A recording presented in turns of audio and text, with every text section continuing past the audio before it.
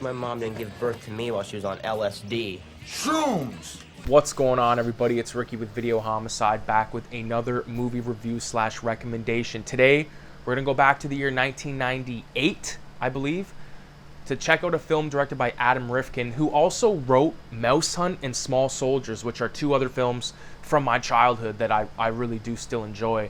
But today we're going to be talking about an absolute fucking classic. This, I don't know, man. This is one of the connecting tissues of my cinematic education.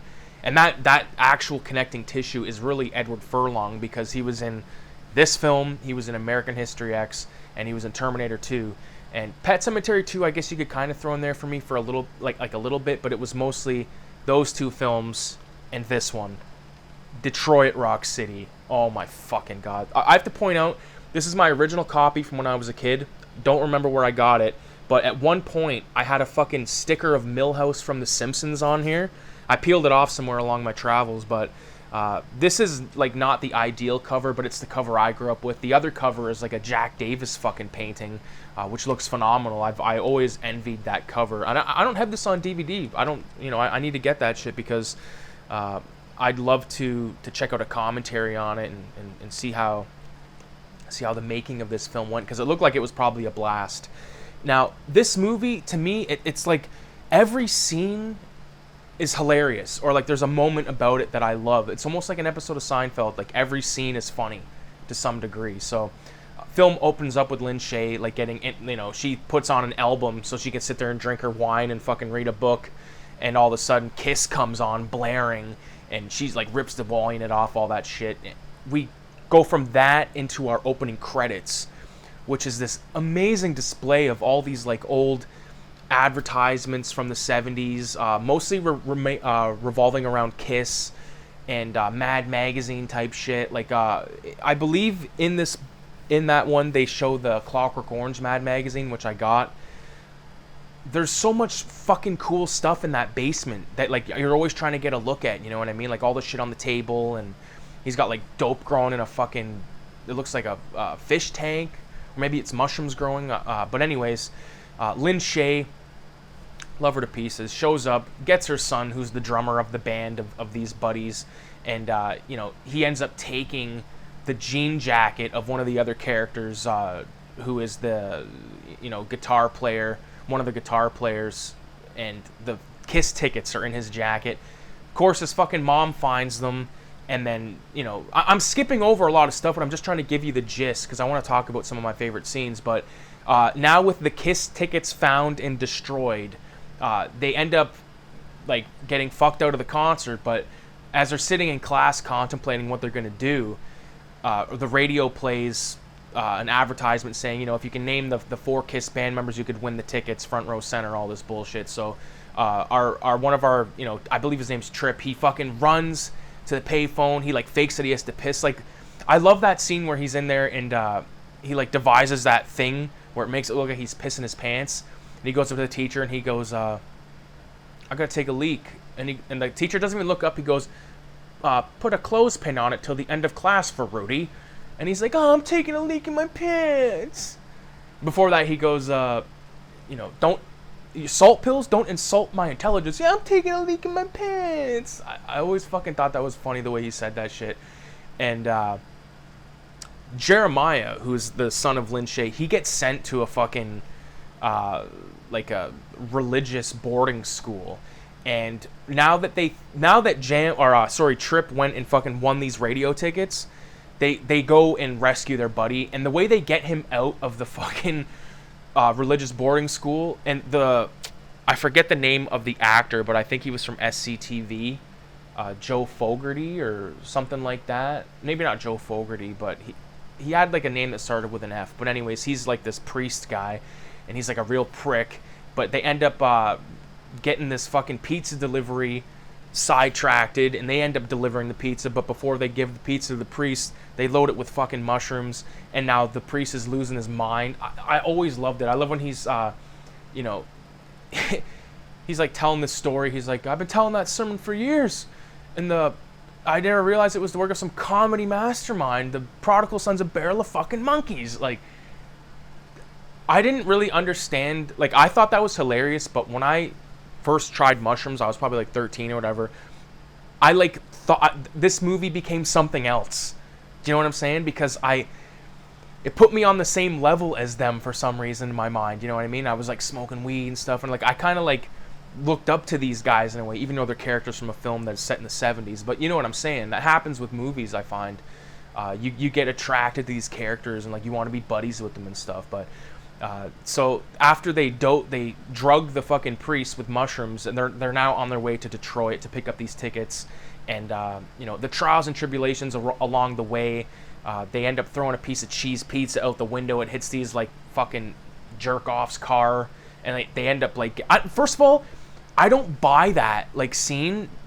I buy them throwing it, and I buy those guys pulling them over, but I don't fucking buy those 4 guys letting these 2 assholes like fuck over Edward Furlong like that with the pizza in the first place. Like, I feel like they would have been like ready to go, you know, because they're hyped up. They're driving, and they're fucking on their way to Detroit to see Kiss. You know what I mean? And they're not gonna let some assholes fuck them over like that. At least that's the way I find it or feel.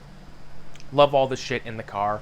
They pick up those assholes. One of their girlfriends leaves them, so they pick up her. She becomes the love interest of Lex later on. They meet up again, but so to break down, like, the rest of the film is pretty much them in Detroit not being able to get the Kiss tickets because Tripp fucking hung the phone up too quick. So now they're all scattered about in Detroit trying to find money or Kiss tickets, basically. Or they're trying to find Kiss tickets. So Edward Furlong's character, he ends up going to this like male strip club, tries to get the money that way, ends up sleeping with Gene Simmons' real life wife, and she gives him the money so he can buy them from some scalper who ends up fucking him over. Tripp, he ends up going to like sneaking onto the sound stage somehow, and then he ends up fucking getting his ass, not his ass kicked, but he gets thrown over the fence by these roadies, and he sees that his car that had been stolen earlier. See, I'm missing so many fucking plot points, but his car was stolen earlier. He comes across a chop shop, sees his car, sees the girl, saves the day by fucking luring all these dogs against the fucking crooked mechanics. One of them's played by, I forget his name, but he's the brother in the wheelchair from Goodfellas. And the other guy, I believe, is from Sopranos, but it's been a while since I watched Detroit Rock City, so I'm kind of rusty on all the little side dudes. Jams, the drummer, Lin Shaye's son, ends up walking around Detroit, and then his mom's there doing an anti-Kiss fucking rally, and she gets him to go to some church, starts confessing to some pervert. He ends up meeting his love interest from earlier on in the film that he met at school, and they end up banging in the confessional booth and all that stuff. Classic fucking moments in that where he, you know, goes up to his mom and finally stands up and goes, "Give me, for the last time, give me my fucking drumstick, please."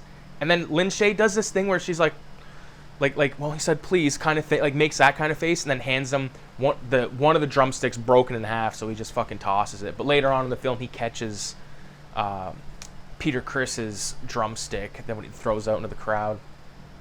Now, my favorite of the stories is Tripp's story. He goes to this fucking variety store, and you know, he ends up like getting like he tries to fuck over this kid for his Kiss ticket, and the kid's like huge fucking older brothers, like a track star and all this shit, and like all of his buddies, they end up make him rob the store. They're gonna kick his ass, kind of thing. So he ends up about to rob the store to get money to pay off these assholes when a real fucking you know, robber shows up with a shotgun, and fucking, you know, that whole scene is amazing. I love it.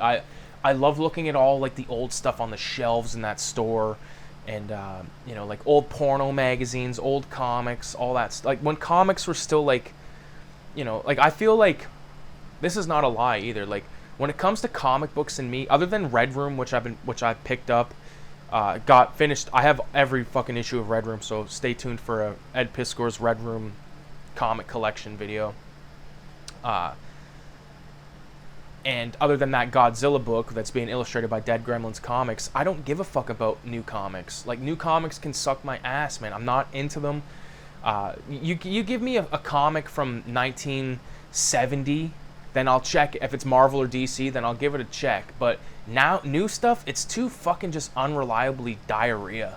And I fucking, you know, it's bullshit because, okay, like let's say you have a little kid and you take them to the comic book shop. Oh, they want to get into comics and all that stuff. It's like, okay, so what route do you take? Are you buying fucking old trade collections and, you know, like trade paperback collections to show him the old stuff, or are you just gonna give them bullshit so they can have a monthly book? No, what I say is fucking guide them away from the garbage. The new stuff is so fucking shit.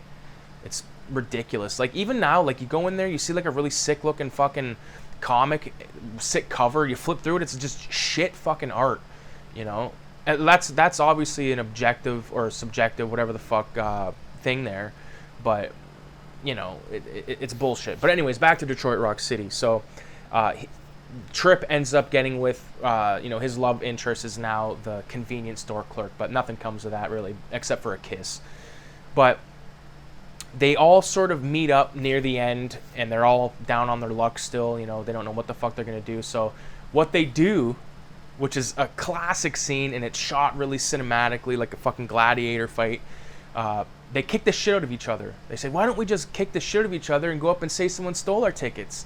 And Edward Furlong goes, sounds like a good idea. And boom! And just this fight ensues, and they go up to the fucking, you know, to the door to get into the concert, and they're like, someone just kicked our ass, and they're like, no, we don't believe that. And then because Trip was ripped off by those assholes, and he sees them right there in the entrance, he goes, right them, that guy's got my fucking ID, he's got my wallet, all that stuff. Sure he does. Boom, they get in, and then we get a little bit of kiss, and it's, you know, like I said, fucking Jams catches the drumstick. So fuck, man, I feel like I've missed like a million things I wanted to talk about Detroit Rock City, but I think it's one of those movies that's so timeless. Like, it's set in the 70s, but it feels like it could be at any time, you know, except like now we're like buying tickets, like concert, like when I bought my tickets for me and Kayla to see Ice Cube a couple months ago, which was an amazing concert, probably the best concert we ever fucking went to, and the tickets were digital, like on my phone, and it's like, fuck, you know. I got Method Man and Redman ticket. I got like a legit one. I got some Canadian bands, Swollen Members, Mad Child, shit like that. But you know, the days of like ticket stubs it's over. I used to work for this guy that had every ticket stub he ever had was hanging in the shop, like at it was like a food manufacturing plant kind of thing. But he had every fucking ticket, and it was cool as fuck. But yeah, big shout out to Detroit Rock City. I love this film. I know I'm not the only one that is obsessed with this movie. Yeah, I think that if you've never seen it and you like movies like Dazed and Confused, you should really give this one a try, because it's pretty fucking excellent. So make sure you leave a 666 in the comments. And with that being said, adios. See you in the next video. Who the fuck knows what it'll be, when it'll be, but we'll see you there.